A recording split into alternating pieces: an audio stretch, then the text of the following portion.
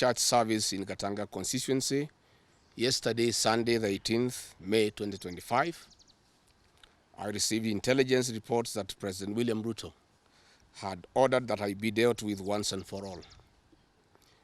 And since the goons sponsored by the state on several occasions had failed, police and other state security agencies had to come in. At about 11 a.m., same Sunday, 18th May 2025, this information was communicated to the Inspector General of Police, the Director General of the National Intelligence Service, and the Director of Criminal Investigations by the CS Interior Kipchumba Murkomen, and consequently, a killer squad composed of 101 lethal and dreaded officers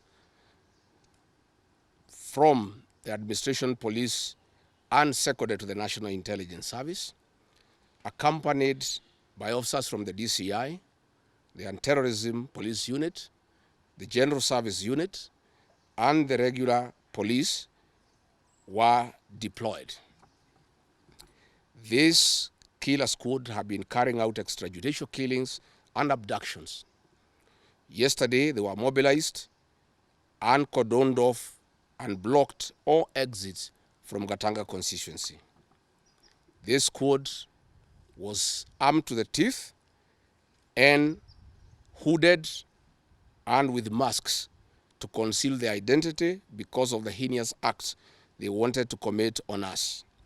This is despite that there are existing guidelines from the High Court that officers should be in uniform and not conceal their identity. At about 2:30 p.m., we received further intelligence from the deployed patriotic officers who are not in agreement with the information that they had clear instructions to plant arms and weapons in our convoy to provide evidence to arrest us and get evidence that they could charge us with in court. After about 30 minutes, the killer squad was joined by their counterparts who are highly trained in the use of biological weapons. Their instructions were to poison me through inhaled chemicals that would paralyze my brain within 3 months. This was the intent and the purpose of the whole operation. My team and I sought alternative routes as guided by the deployed security personnel, majority of whom are our supporters and opposed to what is going on. We have credible information that President Ruto has directed that my private security personnel be disarmed and be targeted for withdrawal of their licenses so that they can leave me vulnerable to allow room for goons to attack and possibly eliminate me.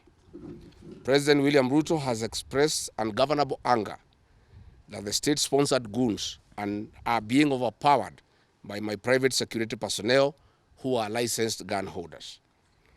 President Ruto is furious that the people of Kenya have not forgotten about the Kiambaa church massacre, where children and women were tortured in the 2007 and /8 post-election violence, and is unhappy that I keep on reminding the people of Kenya of the heinous act.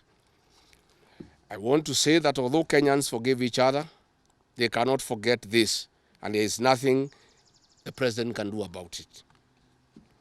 The president was also utterly livid that I exposed his grabbing of 5-acre piece of land inside Gong Forest, where he intends to put a private hotel.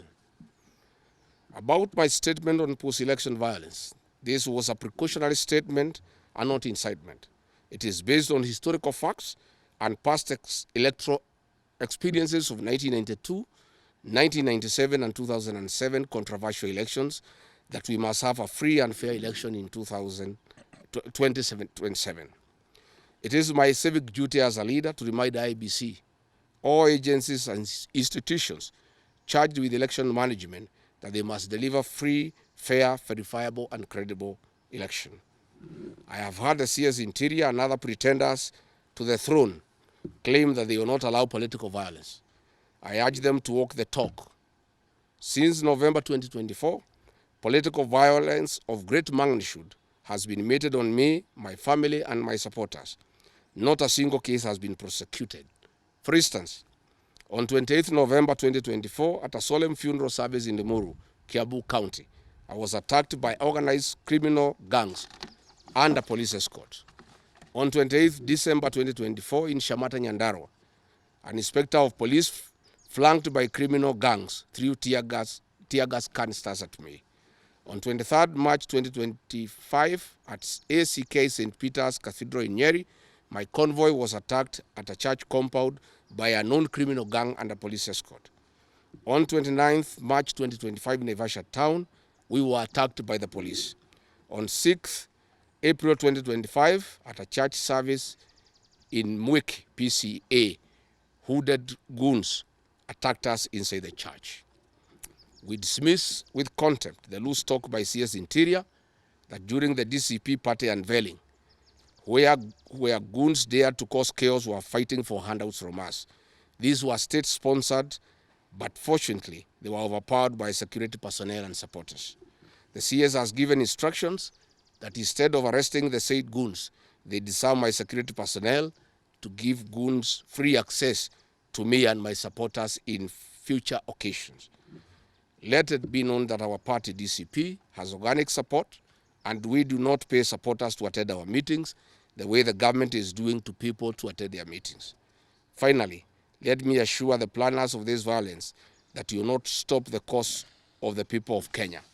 The one-term movement and the DCP party popularity will not be stopped and will not be slowed down.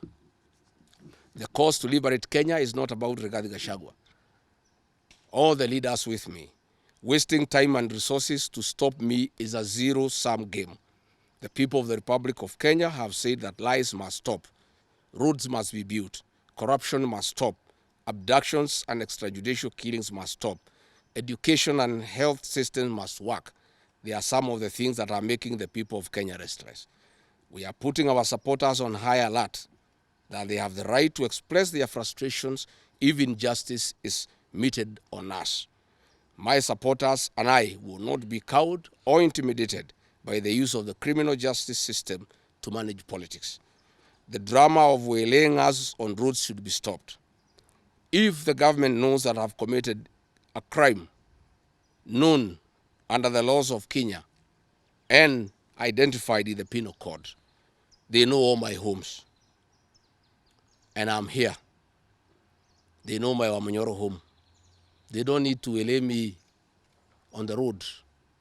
Let them just come here, and if we have committed a crime, they can come and arrest me and take whatever action that they want to take. That is the end of the statement.